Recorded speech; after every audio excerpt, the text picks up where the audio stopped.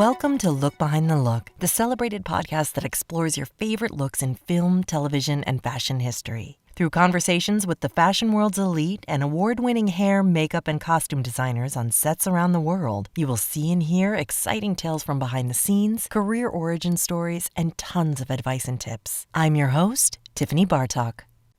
Hey everybody, welcome to Look Behind the Look, where you may have noticed there's been a little bit of a break. I just want to explain myself. It's kind of like when you were growing up and you would make a diary entry that would say, "Dear Diary, sorry for not writing." That's how I feel a little bit. I have been doing my interviews and just had to pause for a minute because I don't know if you follow me on my regular social, but there was an announcement about the documentary that I've been working on about Dita Von Teese, and so things got a little bit crazy. We went to Michigan with her to film, and now we've come back, of course, but in the meantime, I had to react to some people who were reaching out about the press release and super exciting stuff. All things that I will definitely keep you posted about, but it definitely threw a little bit of a wrench in my plans. Regardless, here is the episode that I recorded with the amazing team behind Amsterdam. This movie, it should be available on digital release now. I saw it in the theater. It is absolutely something to see. The work of these women is not to be missed. The people that I spoke to are Lori McCoy-Bell, co-hair department head, and Adruitha Lee, co-hair department head, and Nana Fischer, makeup department head. The four of us had a great time talking and really got way deep into the looks. I hope you enjoy the episode. Now, Drew Lee is definitely a legend. She does amazing work, and you can see two of her pictures right now in theaters, Black Adam movie and also The Menu, which I can't believe I haven't seen it yet, but I'm dying to see. So that's next on my list. In the meantime, I'm hoping you enjoy this episode. There's so much that we cover. And if you haven't already, see Amsterdam. Do it over the Thanksgiving weekend. Go find it and watch it and enjoy this work.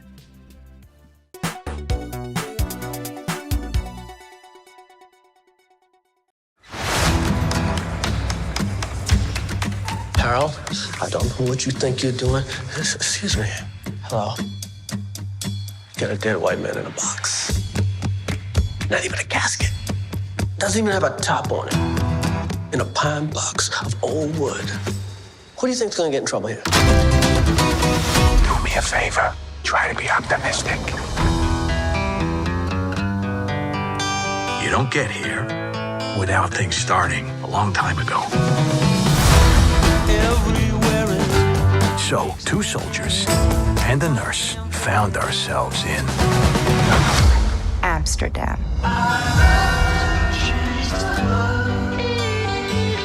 We formed a pact, and we swore to protect each other, no matter what.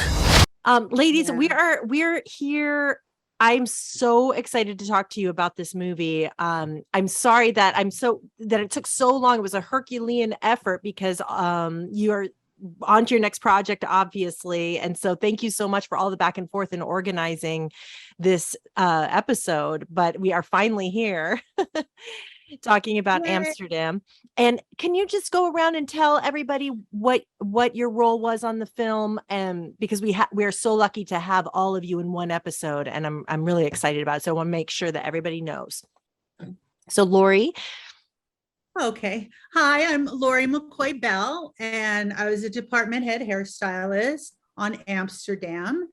And it was my first experience with another department head. We went in as actually co-department heads with Adruitha Lee, who's here too. So, it was our first adventure together, both being department heading. It's usually just one person. Yeah. Really. And so it was a creative thing that we had to do together. So so I did the hair for Amsterdam. Thanks for having me. Oh yes, absolutely. Adruitha, you department head. Yeah. It was, basically the same thing. You have meetings, over the phone, and then you start doing research, and then you get together and you figure out what your plan is for this movie that was much bigger than what I felt like I couldn't have done it by myself. It was that big and that many actors, and just, the actors that we had. So doing the hair for something in a period like this with 15 years of, it spanned 15 years. And, it was a very interesting story. Yeah. So we in our department, did the hair to make that journey. Yes. And, yes. Just like painting a picture, you paint it with the way you do hair for each phase of these people's lives. And then really well done. And then? Hi, my name is Nana Fischer. I was the department head and makeup designer on Amsterdam. So talking about the size of this, do you want to talk a little bit about how you delegated and realized that it would be this Herculean effort with all of the stars that you had? I mean, and the hair was impeccable. The makeup was impeccable. It was so great. The look was so cohesive. And yes, you had to jump, time in years and accomplish so much. So how did you go about dividing the workload between all of you? Who wants to go first? Well, good. I'll start, I guess. I've worked with David before. Right. Silver Lining Playbook I did, and American Hustle and Joy. So I have a little bit of knowledge going in, how in depth and how to communicate with him in a shorthanded way. Because he has so many ideas that float around in his head, and so I think it kind of made it easier. But I also knew that each one of his characters, like if it was number 1 on the call sheet, or you're number 99 on the call sheet, and if you're 99 and only have one day in type of thing, like it is just as important, and you're all treated the same. So Adruitha and I and Nana had to, get on the same page per se, and we tested a lot of looks for each character, not just the top billing people on the film. I mean, you saw it, we have a huge cast, but like we did specific things to people that are lower down on the call sheet, and or like that only have 15 minutes in the film, right? Like the adversary that played Timothy Oliphant, like did a lot of work with him, and we did a lot of testing. So it's interesting, I knew that the workload would be a lot with David. I know he likes to see everything, a lot of options. Options. So like if you sat down in my chair and you're going to be in David's movie or in Adruitha's show, we would do as many hairstyles as possible on you. We'd put different color wigs on you because he'd want to see color. Sometimes he's like, I want it blonde tomorrow or red tomorrow. So we make a storyboard. We have a board, so we of as many looks as possible that we can get in the time that's allowed, and what your hair will do and so forth, and sticking to the period. And then we look at that and we can see our favorites. Drew and I would pick our favorites for the hair, but he also would look at it and you could just see how hair changes everything. Well, it really brings to life the personality and the persona that you want to do, and for that character. And you don't know what's right until you see what's wrong. So I think it's really great to have those choices up there. That's a really good thing to keep in mind. You don't know what's right till you know what's wrong. Yeah. And I mean, you don't want to show like, oh, okay, this is what we like and this is the best. He's going to want to see something else just to see if that's worked. What if something is better? Like that's what you want to do. What if something's better? What if we could tweak it a little bit and get a little bit better? Right. That's really interesting. Yeah, like for Anya, and I don't want to go on and on. I want other people to have a chance, but like for Anya, it was a perfect example of the conglomerate of looks for her. You know, Drew had put on long hair on her, like long blonde hair. She has long blonde hair anyways, but we had a wig on her. It was a different kind of feel completely from what we ended up using, which was her own hair, you know, like And did you find girl. did you find that influenced her character? Did you see, when you're testing, do you see them perform and live in this look for a while? And do they feel like, oh, it's, you know, not a good fit? Do you collaborate on this? Yeah, that's what we, you know, that is a lot of it. Because when we got like her long hair, which was beautiful, but put it with Nana's makeup, and then you put it with the wardrobe, and it's like it's beautiful. It could go on, but like then boom, let's try these braids that are twirled up on the head, and it changed her completely, you know, to a whole different level, you know. Right, more structured. Yeah, more structured, and she just carried herself so well, her character. Yeah, you know, so it does change. So it's important to have different looks. I think that was pretty extreme, don't you? You guys like going from the long blonde hair that was to like up in the, you know, yeah, up in the braids, you know, and cornet braids, you know. Right. Yeah. Right.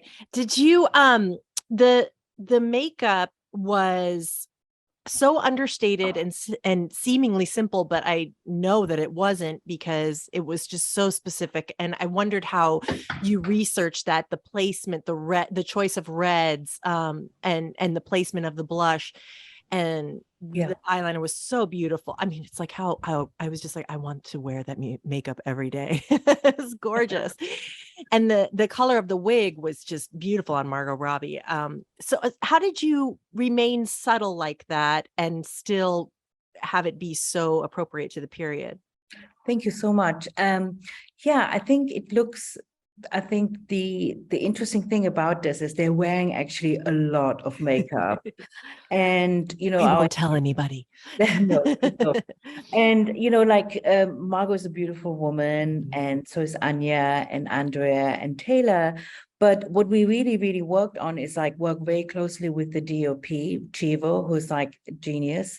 And obviously it's a period makeup, so we had to be very close as possible occurred to that 1930s look. So, you know, we have different characters. For example, Andrea Riseborough is probably the most accurate to the 1930s, the Marlene Dietrich.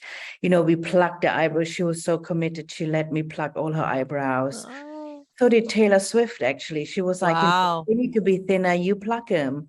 But then, you know, with characters like Margot's character, who's a nurse, she's an artist, she's a rebel, you know, she's against the stream of that time. She was so ahead. She's an artist, she was a nurse.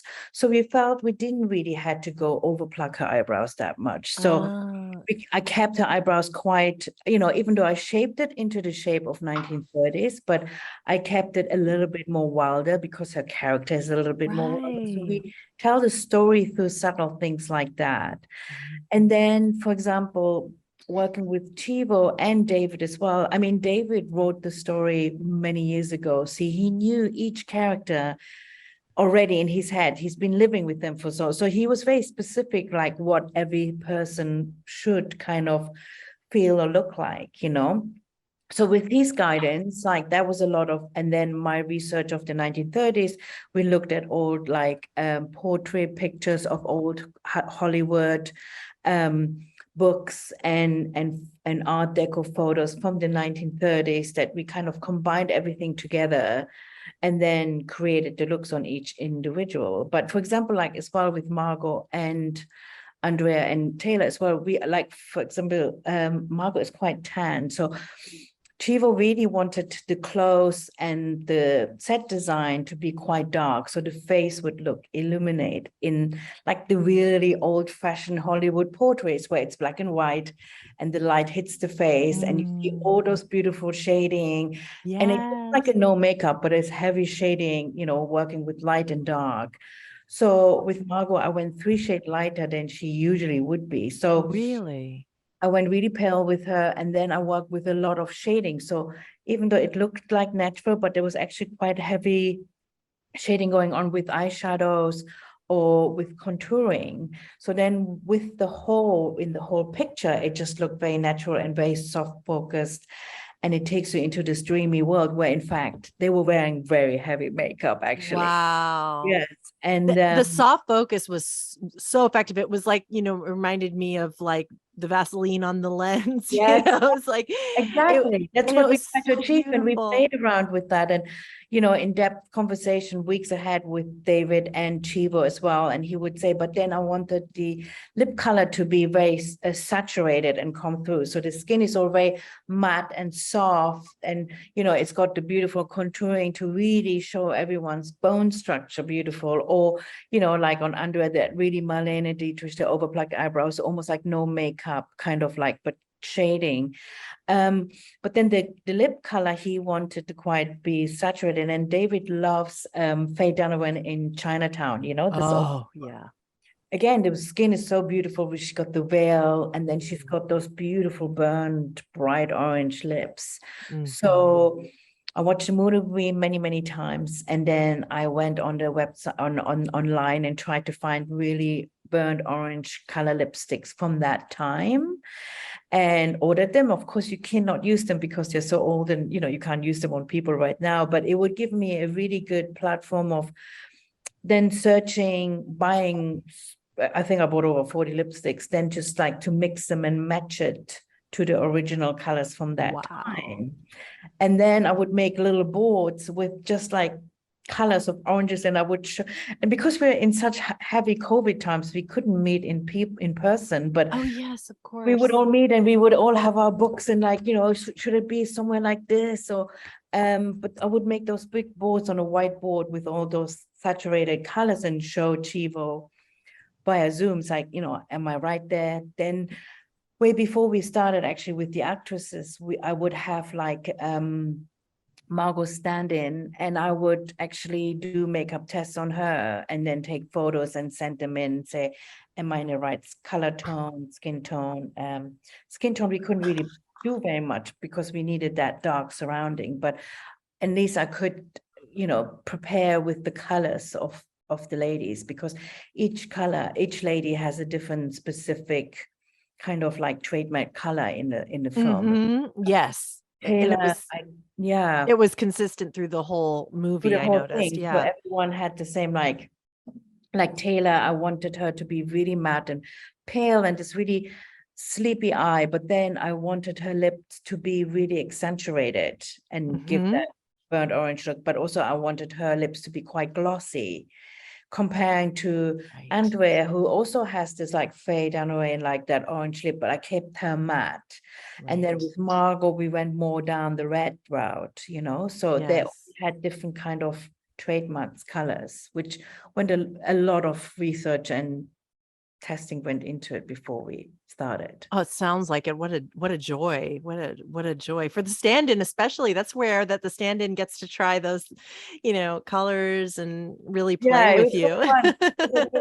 We started shooting in January. It was like in the midst of COVID, but I was allowed to start playing around with the stand-in. She would come up to me. She lived quite close to me. Oh, perfect. So we started we had just a whole table full of lipstick and just playing with eyebrow shapes and lipstick shapes and things like that. Yeah. Oh, wonderful. Now for the hair, let's talk about Christian's hair, because that was so much fun. It reminded me of Eraserhead, the wild hair, and how it became more and more and more disheveled through the film, of course. And how did you go about aging him and sort of having him sort of fall apart at the seams, and what were some of the things that went into his story through makeup and hair? I'm talking about Christian Bale, of course. For Christian, we chemically did his hair. We gave him a perm. And we used a strong, perms are back. I swear to God, they're coming back.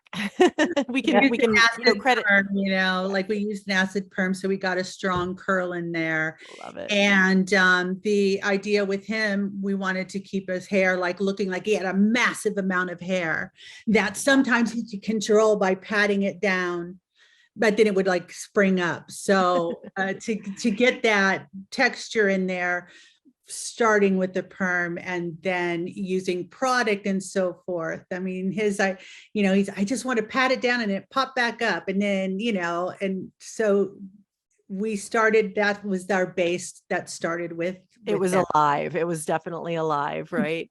Yeah. I mean, his hair was natural color. So he had some natural gray. He has some gray in his hair. We left it because it was age appropriate.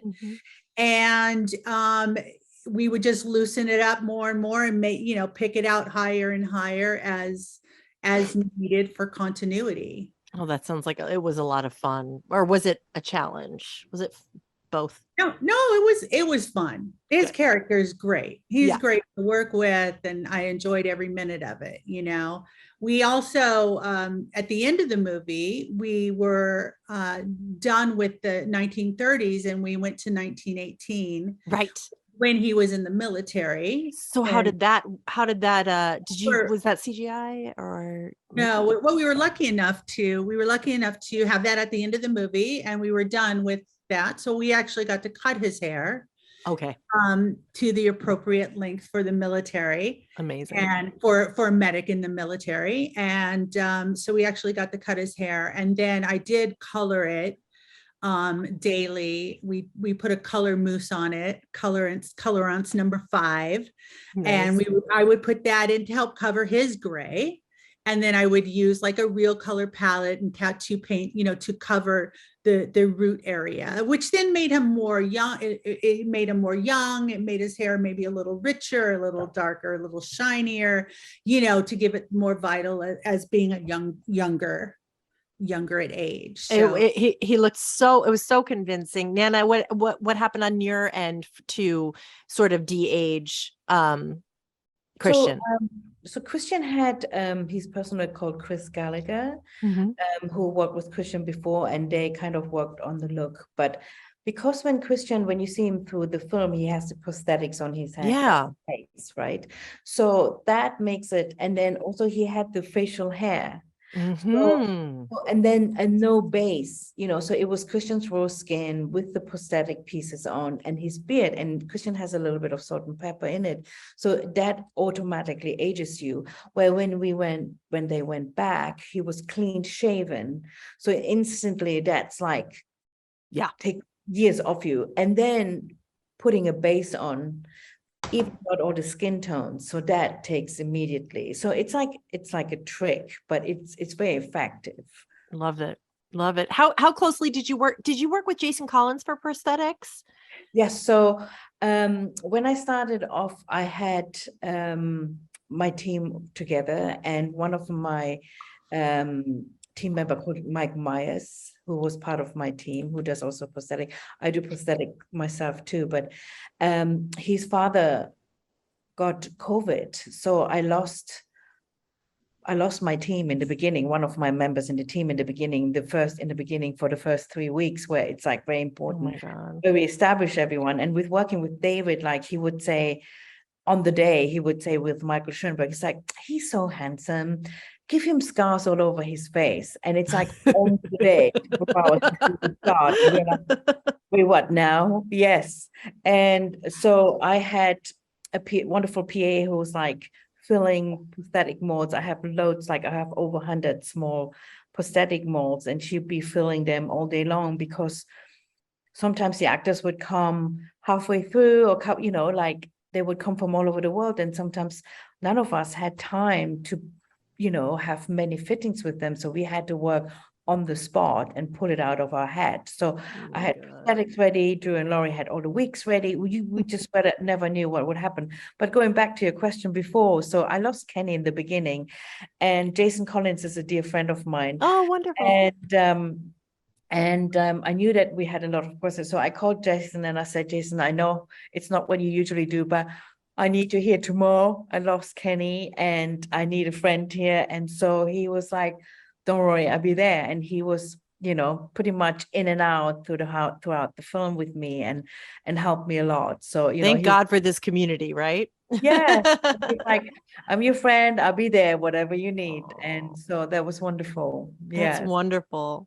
Drew, Oh, go ahead, Nana. I'm sorry, I cut you off. Just like to say with Jason, like with and then I let you guys talk, but two things actually. Like Mike Myers was like he lives in New York, and he has we were told that he's designing his character, and somebody in New York, Louis, was a great makeup designer, would come up with the look, and they would send us with his wig and with, I'm so sorry, with his prosthetics and everything, and then we would just do it on a day-to-day basis. So we were like, okay, but we need to have like a test, we need to see it, so then we need to test it, and that's where Kenny was supposed to go and Jason covered. But Mike Myers came, and we opened up the box and we looked at the pictures, and we were like, okay, this is not the aesthetic which will work in our Amsterdam film, so we need to change it. And literally the next day, Mike Myers came, and I had to talk to him, and I said, Mike, I know you guys came up with the look, but for Amsterdam, we might have to slightly tweak it. And it was literally 24 hours. And I said, Jason, we need a different nose, we need a different nose bridge, and we need a few different things. And we literally had very little time. So Jason would go to his studio and just bring a bunch of noses, which were not actually made for Mike Myers. And we made it work so it would fit in. And the same with Timothy Orphanage. Wow. He's such a beautiful man. And David and I, we were looking at the picture, and in the story, he's the Missouri man from the South. And David goes like, he's so handsome. And we looked at his face. He's so symmetrical, you know? Yeah. And he said, give him a red face. I wrote him in my story as a man from the South with the red face. He's like a bad guy. He's like that kind of the killer, the low class killer you hire. So he's too good looking, you know? And again, we had so little time. And then we looked at the picture of Timothy, and he's got the most perfect teeth. Yeah, right? Yes. And David goes like, his teeth are nice, aren't we? And we're looking, it's like, oh my God, he's got such perfect teeth. We got to do something. So again, 24 hours before he's on camera. And I'm like, Jason, what do you got? What do you got? Like pock marks? Do we have like red tattoos? Can we make it teeth? So like in 24 hours, we took a mold of Timothy's teeth. We sent it into the lab. We had to then them made a denture with crooked teeth, with colors in the teeth and pock marks. And we gave him some contact lenses, a nose bridge, a tip of a nose, and all broken veins that on the first day Timothy was working was a night shoot with Christian, and David introduced them to each other in the beginning of the shoot. And Timothy thought like, wow, Christian's been a bit cold to me. I don't know why, but at the end of the night, Timothy went up to Christian and said, hey, you know, it's been really great working with you. And then Christian went, oh my God, Timothy. And he didn't even recognize him until the end of the night that it was Timothy, because he looked so different. Yeah. You know? Drew and Laurie gave him the center part and really greased him down, gave him that undercut. I didn't recognize him, to be honest, either. So, you know, we pulled quite a lot of things together last minute because of COVID too, you know. Wow. Yeah. Yeah. Challenges. Yeah. That Mike Myers story, I would just want to go home and cry and hide under a pillow. And you were so courageous to just be like, look, we got to change it. And you saw it through, and he looked great. That's wow. Wow. And then also with Mike, we had one look in the box, but you know, like the girl said earlier, we jump from 1918 to the 30s. So from, you know, when he's younger. So, you know, he had the mustache, the beard and everything. But then we thought, okay, for younger, I felt, you know, when you get older, your nose and your earlobes grow. Yes. I said to Mike, I think we should lose the tip of the nose, you know, because it makes you younger.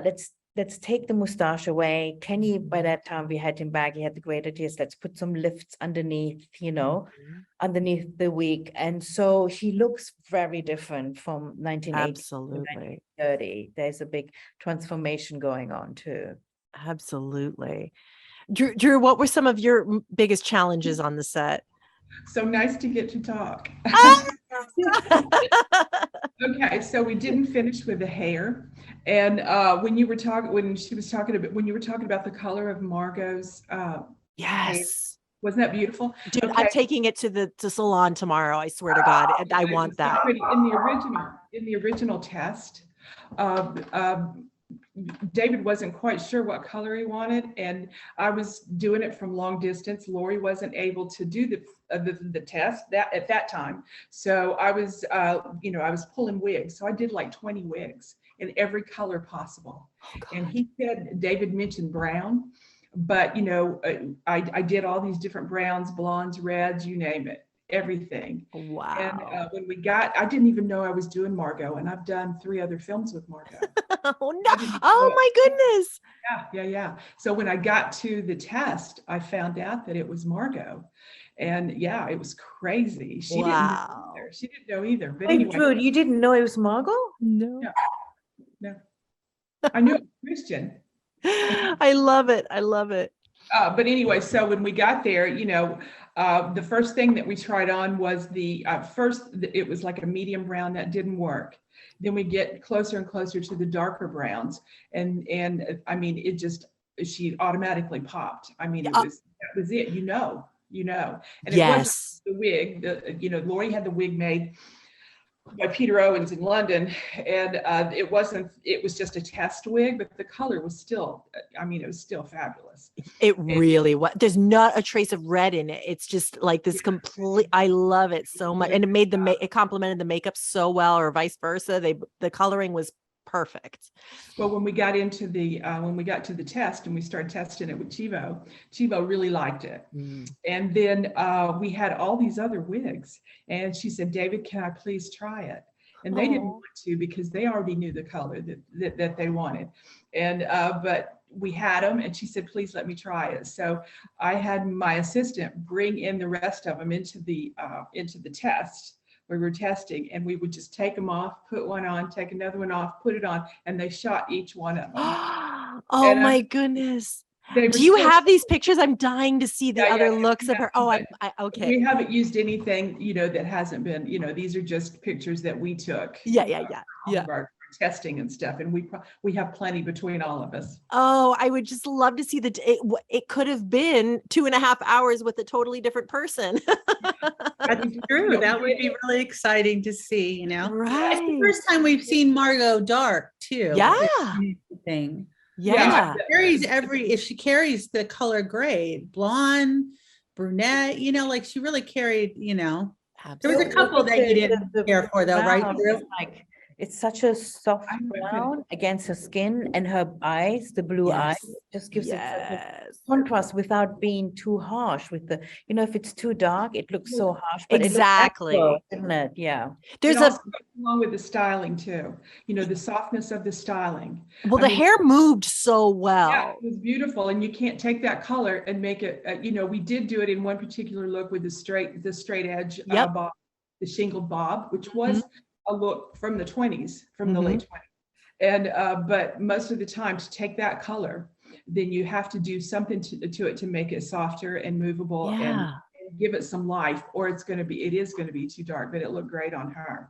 But I also did Mike too, and how was that?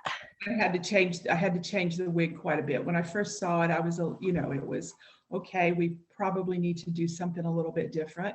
So, it was a matter of shading and doing some, changing some things, removing hair and adding color and, just doing a lot of things to it. Well, I was really impressed with Mike Myers because I truthfully didn't know it was him for a minute. And then I was like, why didn't I know it? What's different, And it was just very convincing. And I don't know if it was the eyes or it just really looked very convincing and less Halloween costumey than usual, It was. I think that's why it was so important, because when we got him originally, you didn't know, it was kind of like he's such an amazing chameleon. Sure. And he pushes it quite far a bit. Which when we had everything delivered to us, it was that far step. But because David's aesthetic is so beautiful, we had to, and it would have stood out too much if we do that. Yeah. So we had to pull it back. So you look at him and you're like, what's going on? And he had contact lenses too. He did have contact lenses, but you still saw Mike Myers, but it wasn't Mike Myers. Yeah. So it's like, did he have plastic surgery or Right. did he That's wearing a what blonde I was. wig? What He that's the had first thing I something done on wondered. his face. Yeah, is he just wearing a different wig and he had surgery? No, it was like the subtleness, which I feel sometimes tells the story. Totally. Does the transformation. Yeah, I I Mike- know.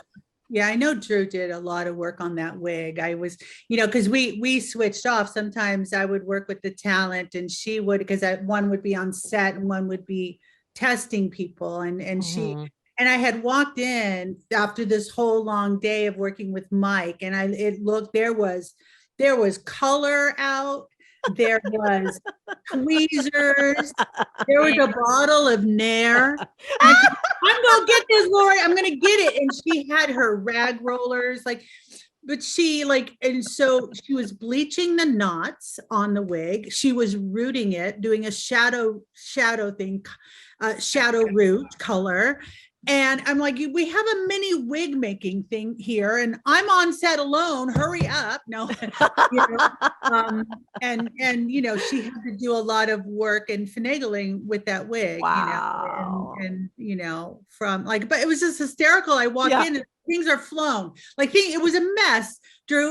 It was like there's a Nair bottle. I'm like, and she's taking out hair, and that's what you do. You paint it on.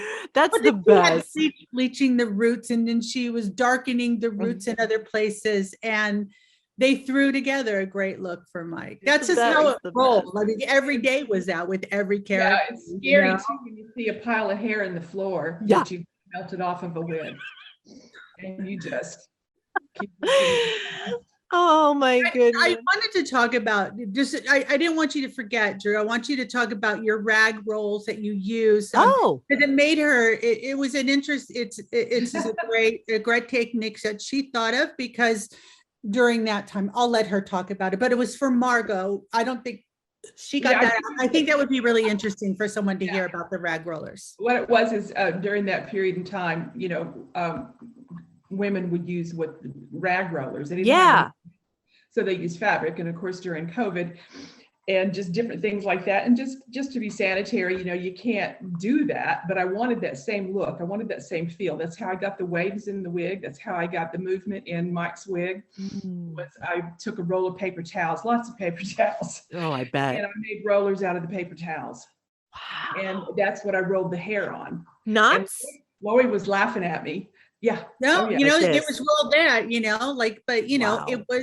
It worked. Okay. It And worked. that's It gave the that's same what yeah, it gave the same feel and the same look that if you'd done rag rollers. Plus, I do use an oven and iron. I use that a lot, and but women wouldn't do that to themselves at home, so as much Yeah. as they just do the rag rollers. So I came up with paper towel rollers that gave the same effect, and that's how you got a lot more movement in the wigs, or that's how I got it.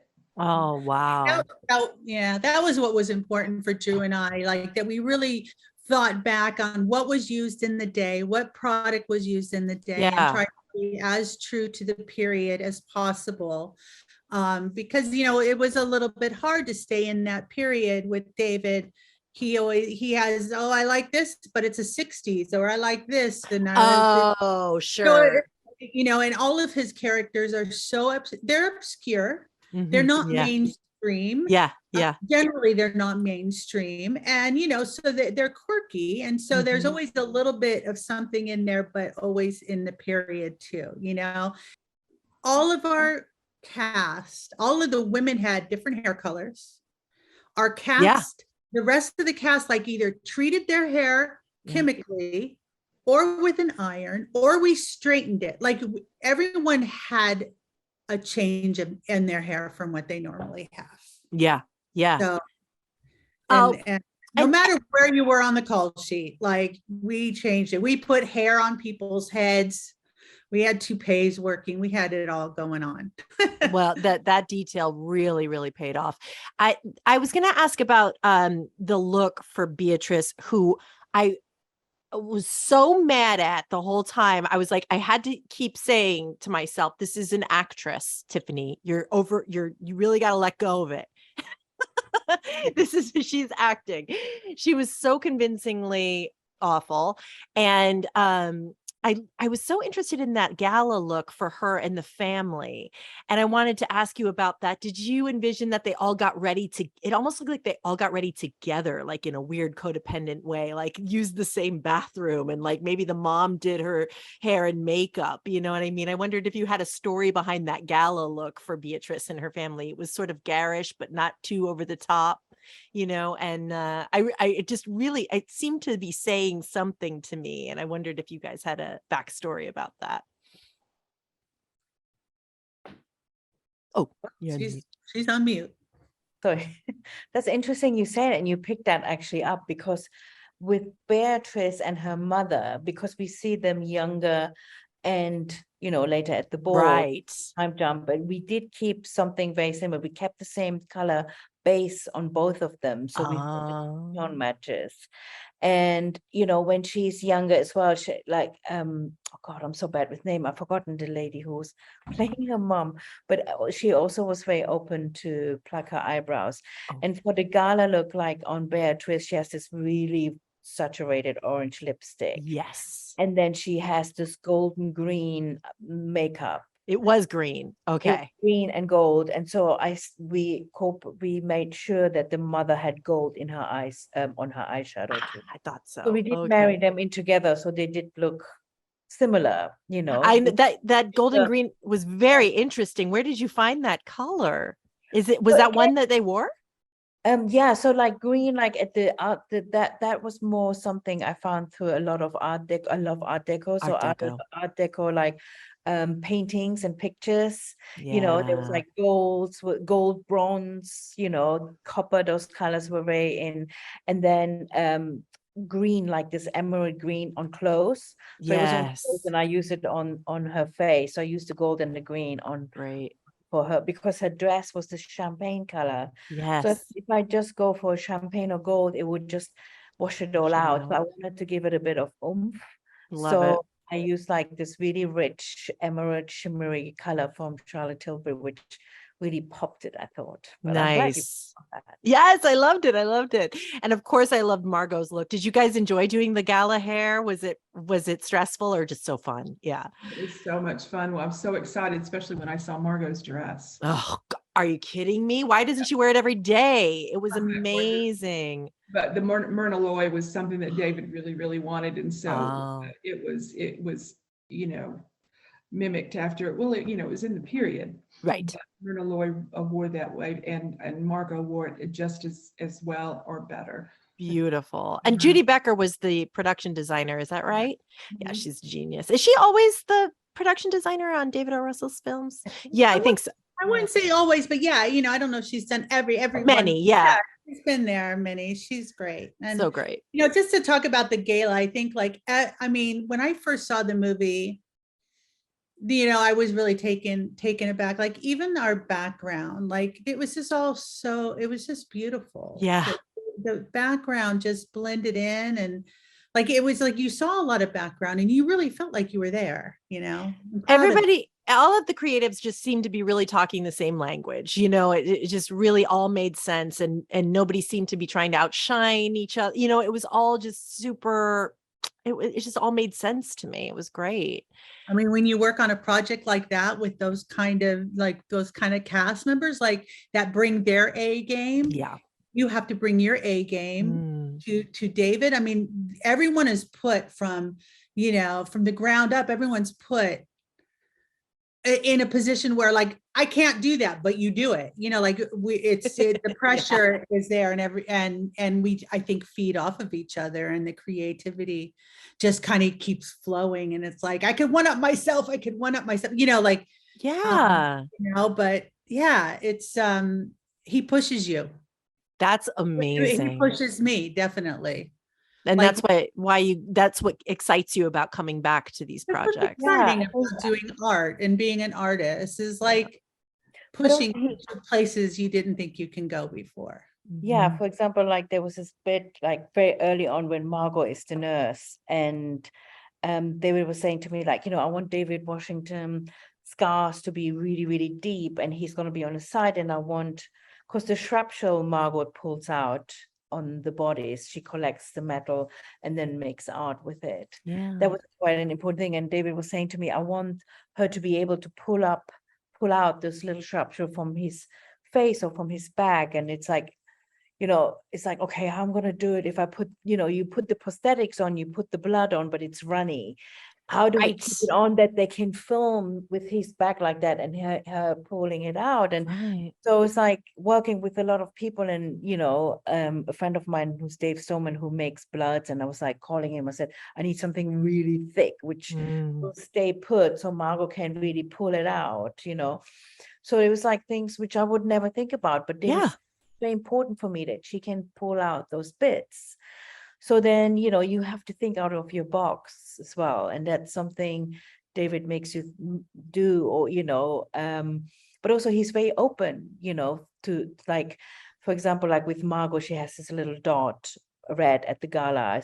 I know. I love the dot. I'm going to start doing the dot. Yes, and I saw it on a painting and I showed it to Margot and she was like, oh yeah, I'd be really up for that. And we're like, do we do the dot underneath? We do it there, we're there.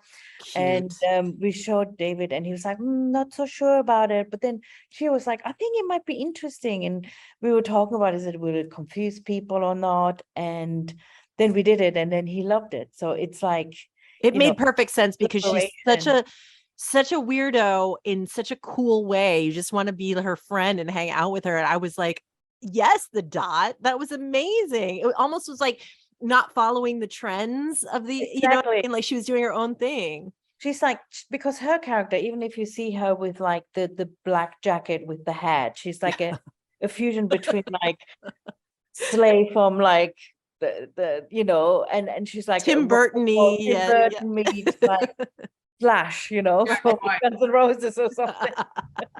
Yeah, really kind of, or steampunk, Yeah.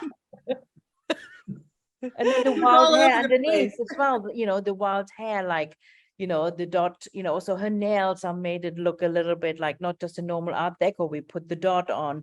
So she's against the grain. We don't pluck all her eyebrows. She's got the wild hair, got the hat, the scarf, the jacket. She's rock chick at that time from the 30s.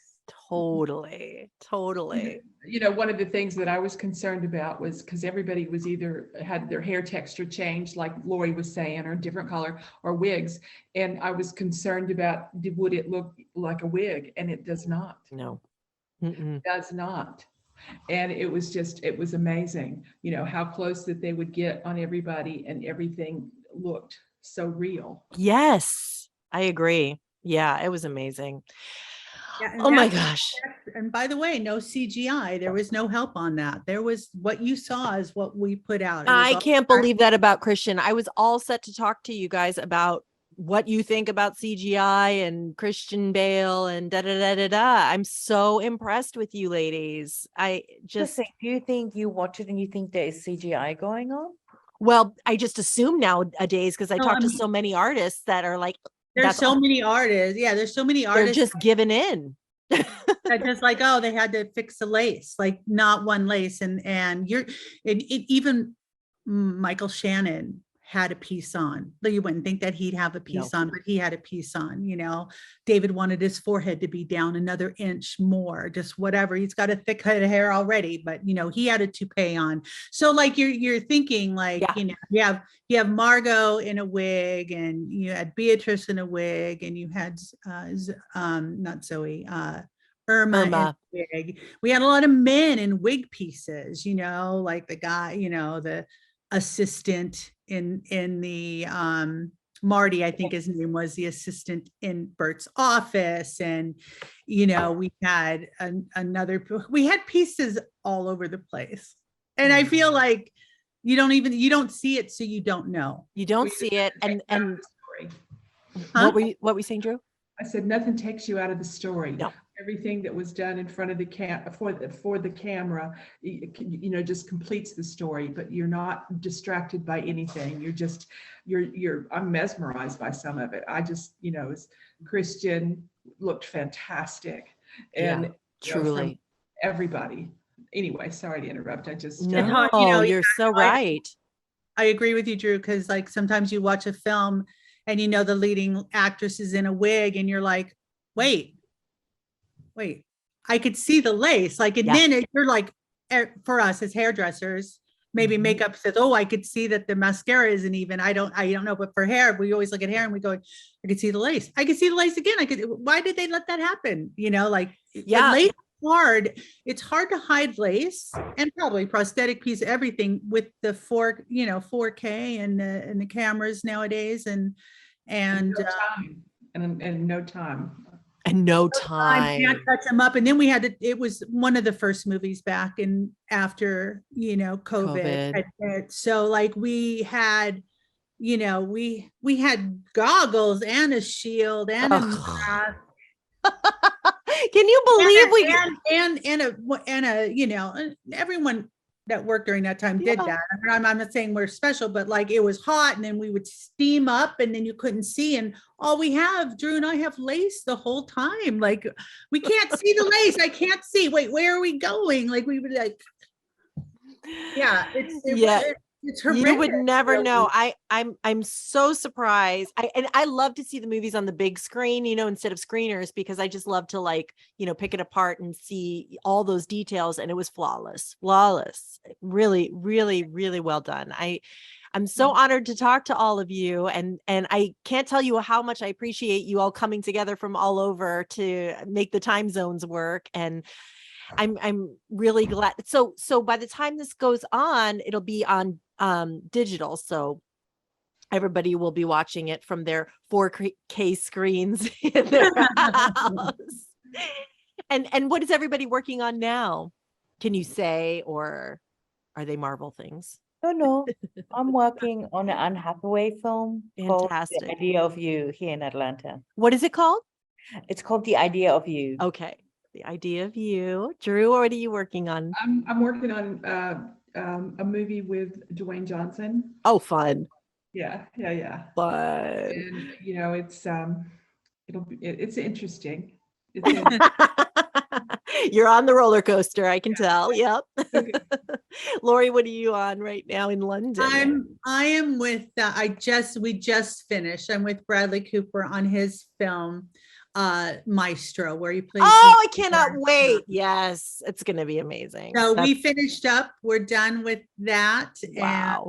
And he's got it in the can and it's gonna be amazing to see. Those first looks are really exciting. I can't wait. Well, ladies, thank you so much. I will look forward to speaking to you about all those projects when they're they're out. Thank you very much. Look Behind the Look is a Vinyl Foot production, written by me, your host, Tiffany Bartok, produced by Jace Bartok, edited by Nicole Tucker. If you're interested in learning more, find our video version on the YouTube channel, Look Behind the Look Podcast. There you can see rare photos and clips from our guests. And please follow us on Twitter at LookBehindPod and Instagram at LookBehindTheLook. If you like the show, please rate, review, and subscribe. And tell your friends and spread the word. You can subscribe to us on iTunes or any podcatcher of your choice. Thanks for listening to Look Behind the Look.